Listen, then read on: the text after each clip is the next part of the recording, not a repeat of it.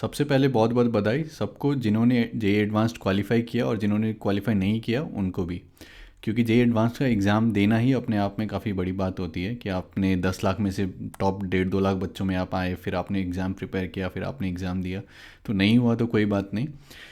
और ये दोनों को मैं बताना चाहूँगा कि अभी जो है, अभी लाइफ आप लोगों का स्टार्ट हुआ है, ये एंड नहीं हुआ है। मतलब बहुत सारे लोगों को ऐसा लगता है कि इतना साल प्रिपरेशन किया, उसके बाद अब जेई क्वालिफाई हो गया तो फिर अब बस आराम करना है, चिल मारना है और कुछ नहीं करना है। तो वैसा नहीं होता है। अभी लाइफ स्टार्ट हुआ है दोनों के लिए, मतलब जिन्होंने क्वालिफाई किया है और जिन्होंने क्वालिफाई नहीं किया है उनके लिए भी। तो इस वीडियो में मैं आप लोगों को थोड़ा एडवाइस देना चाहूँगा, या फिर मैं खुद को जो एडवाइस देता, मतलब आज से 10 साल पहले जब मैंने कॉलेज ज्वाइन किया था 2011 में, तो उस टाइम पर अगर मैं अभी का जो अभिषेक है वो उस अभिषेक को अगर एडवाइस देता तो सेम एडवाइस मैं आप लोगों को थोड़ा सा देना चाहता हूँ, क्योंकि मैं उस फेज से जा चुका हूँ जिससे कि आप लोग जाने वाले हो। तो सबसे पहला बात मैं ये बताना चाहूँगा कि जो जितना भी रिसोर्सेज है, जो ऑफलाइन आपके कैंपस में जितने रिसोर्सेज हैं और ऑनलाइन जितने रिसोर्सेज अवेलेबल हैं, वो सबका पूरा अच्छे से यूटिलाइज़ करो।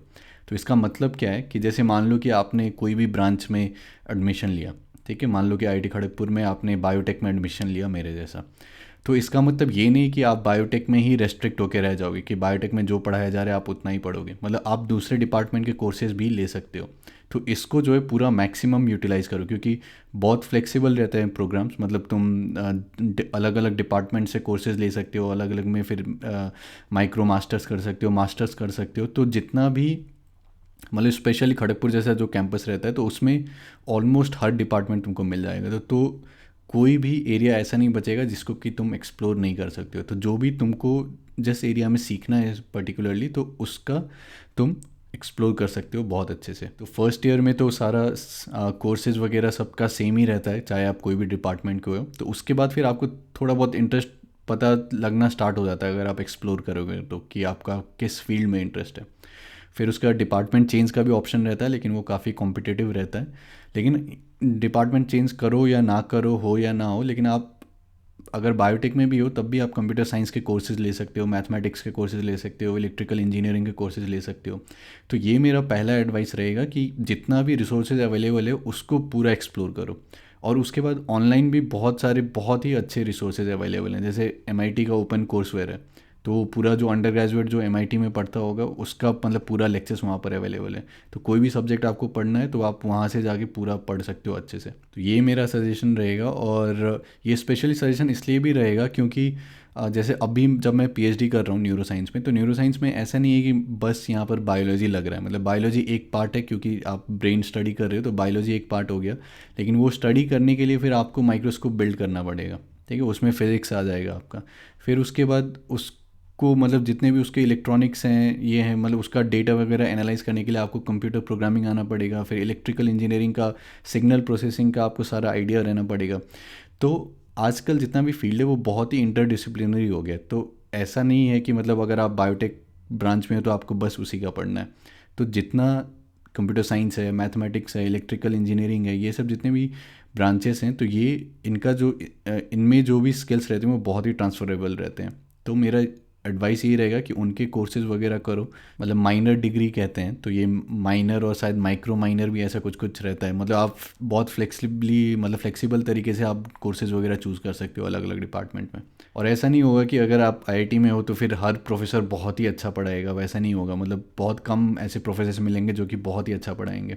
और जो लोग आईआईटी नहीं भी जा रहे हैं तो उनके कॉलेजेस में भी वैसा ही सीन रहेगा कि प्रोफेसर कोई होगा कि जो बहुत अच्छा पढ़ाएगा और बहुत सारे होंगे जो उतना अच्छा नहीं पढ़ाएंगे।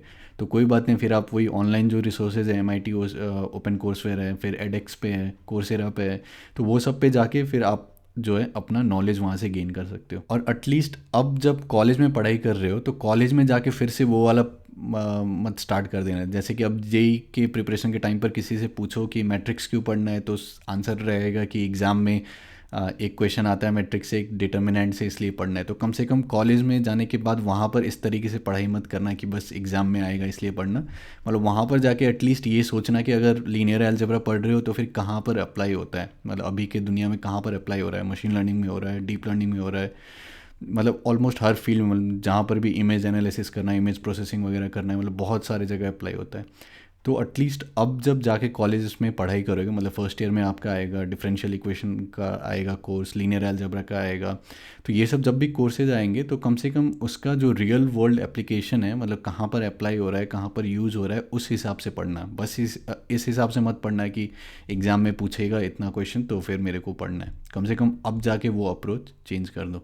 तो एक ये थ्योरेटिकल नॉलेज का पार्ट हो गया कि आप अपना थ्योरेटिकल नॉलेज जो है वो पूरा अच्छे से बढ़ाते जाओ, और कोडिंग वगैरह बहुत अच्छा करो अपना, मतलब जितना अभी, अगर अभी स्टार्ट नहीं किए हो तो लैपटॉप खरीदो और फिर कोडिंग करना स्टार्ट कर दो खुद से, तो वो धीरे धीरे अपने आप इम्प्रूव होते जाएगा। तो ये सब स्किल जो है इसको इम्प्रूव करते रहो, और साथ में मतलब थ्योरेटिकल नॉलेज के साथ में प्रैक्टिकल नॉलेज गेन करो। प्रैक्टिकल नॉलेज कैसे गेन करेंगे कॉलेज में, कि आप साथ में इंटर्नशिप वगैरह करो, प्रोजेक्ट्स पे काम करो। मतलब बहुत सारे लैब्स होंगे आपके इंस्टीट्यूट्स में, मतलब जो कि बहुत अलग अलग फील्ड में काम कर रहे हैं, तो कोई भी लैब ज्वाइन कर लो, वहाँ पर कोई प्रोजेक्ट पर काम करो, तो वहाँ से आपको एक्सपीरियंस मिलेगा। फिर जो समर ब्रेक्स होते हैं, विंटर ब्रेक्स होते हैं, वहाँ उसमें आप लोग इंटर्नशिप करो, तो उससे जो है आपको रियल वर्ल्ड का एक्सपीरियंस मिलेगा, और बाद में जब जाके आपको प्लेसमेंट लेना है या फिर पीएचडी करना है या जो भी आपको अपना स्टार्टअप चलाना है, तो उसमें बहुत आपको हेल्प मिलेगा। तो पहला एडवाइस वही था कि अपना डिपार्टमेंट से रिस्ट्रिक्ट होके मत रहना कि बायोटेक में है तो बस बायो का पढ़ेंगे। बायोटेक में हो तब भी आप कंप्यूटर साइंस में जाके अपना पूरा कोडिंग अच्छा कर सकते हो, मैथमेटिक्स का नॉलेज ले सकते हो, इलेक्ट्रिकल इंजीनियरिंग में सिग्नल प्रोसेसिंग वगैरह ये सब सारा सीख सकते हो। तो ये सब सारे जितने भी एसेंशियल स्किल्स हैं उनको इम्प्रूव करते रहना और पूरा अच्छे से एक्सप्लोर करना, और फिर उसके बाद प्रैक्टिकल नॉलेज जो होता है वो इंटर्नशिप्स के थ्रू और प्रोजेक्ट्स के थ्रू लेना। और देखो, और ऐसा कोई सेट पैटर्न नहीं रहता कि अगर आपने बीटेक किया तो उसके बाद फिर आपको कहीं पे जॉब लेना ही है। अगर आपको रिसर्च में इंटरेस्ट है तो फिर आप रिसर्च में आ सकते हो, आपको जॉब करना है आप जॉब कर सकते हो, आपको अपना कंपनी खोलना है आप कंपनी खोल सकते हो। तो जो भी, तो ऐसा कोई रिस्ट्रिक्ट होके एक मतलब एमबीए करना है ज़रूरी, वैसा कुछ वो मतलब फिक्स नहीं रहता है। मतलब अलग अलग लोगों का अलग अलग इंटरेस्ट रहता है, तो अपना एक्सप्लोर करो और उसके हिसाब से अपना प्रोफाइल बनाओ, अपना नॉलेज गेन करो और आगे बढ़ते रहो। और इसके साथ में आई सिंसियरली होप कि आप लोग फिर से कैंपस पर जाके पढ़ सको, मतलब ये कोरोना का कम हो जाए और ऑन कैंपस पढ़ाई हो। मतलब कॉलेज का अगर मैं अभी सोचता हूँ अपने कॉलेज लाइफ के बारे में, तो मेरे को मोस्टली वही हॉस्टल लाइफ जो मेरा था वही सारा चीज़ याद आता है। मतलब वहाँ के सारे दोस्त, जितने भी हम लोग मज़े करते थे। तो मतलब एक हॉस्टल लाइफ जो रहता है वो बहुत ही इंटीग्रल पार्ट रहता है आपके कॉलेज लाइफ का। तो मैं सिंसियरली होप करता हूँ कि आप लोग जाके ऑन कैंपस पढ़ाई कर सको, और ये ऑनलाइन सेमेस्टर वगैरह ना करना पड़े आप लोगों को। और अभी लाइफ थोड़ा चेंज होगा आप लोगों का, मतलब अभी तक जो +2 वगैरह का जो भी लाइफ था, मतलब आप लोग एग्ज़ाम के लिए तैयारी कर रहे थे और बहुत सारे लोग मम्मी पापा के साथ रहते होंगे, तो अब जाओगे आप लोग असली दुनिया में, तो लाइफ थोड़ा चेंज होगा। तो बहुत सारे डिफरेंट एक्सपीरियंसेस होंगे, तो उनका मज़े लो, इन्जॉय करो और नए नए चीज़ एक्सप्लोर करते रहो। कॉलेज में बहुत सारी चीज़ें होंगी, लेकिन एक संतुलन बना के रखना, जैसे आग और पानी के बीच में संतुलन ज़रूरी रहता है।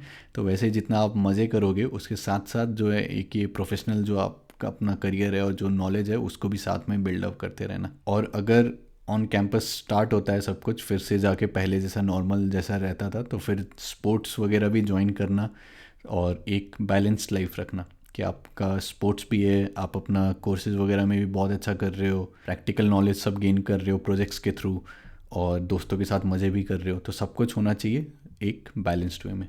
और सबको ऑल दी बेस्ट, और अलग अलग एरियाज़ को एक्सप्लोर करो और फिर देखो आपका इंटरेस्ट कहाँ पे आता है और उस फील्ड में फिर आगे बढ़ते रहो। तो बहुत बहुत धन्यवाद और मिलते हैं अगले वीडियो में।